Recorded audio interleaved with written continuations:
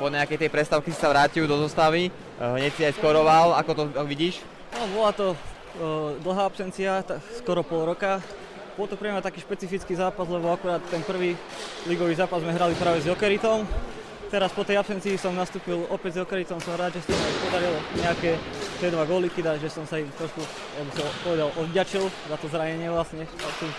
Ale som rád vlastne, že sa nám podarilo jednoznačne vyhrať tieto 2 duely a budeme pokračovať v tom a budeme sa snažiť to ukončiť už na Jokerite. Keď do Bratislavy budeš hrať aj v Bratislave? Mal som ešte jedno menšie zranenie kolena, ktorému som asi včera aj nehral. Bolo tam aj to rameno, uvidíme, čo povie teraz po zápase to koleno a veľmi rád by som chcel nastúpiť a pomôcť chalan. Ako si povedal, zranil si sa práve proti Jokeritu, mal si na ní také ťažké srdce a si to chcel oplatiť pred tým zápasom? A viete čo, ani nie, to je šport, stane sa všelico, čo môže stať, stalo sa tomu nepráve v tom. Ale ako hovorím, dal som ten gólik dneska, tak som rád, že mi to tam padlo a potom, že som sa netrafil v ďalších zápasoch, ale že mi to tam hneď padlo. 2 góly, asistencia, pochvala od trénera, víťazstvo 10-2, môže ešte niečo chýbať k spokojnosti?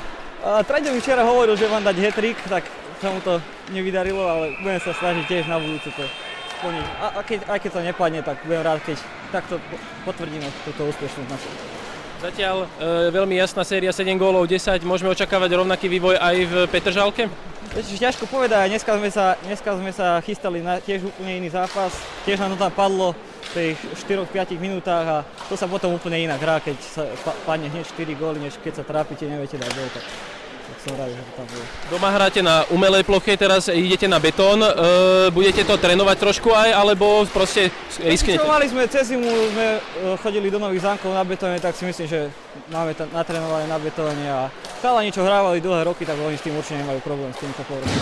Petržalčania sa spoliehajú na to, že práve to môže byť ich výhoda, neobávate sa zrejme, že väčšieho prekvapenia? Viete čo, určite nie, tam ideme, podľa mňa jasný favorit sme my určite a nedáme im ani meter betónu.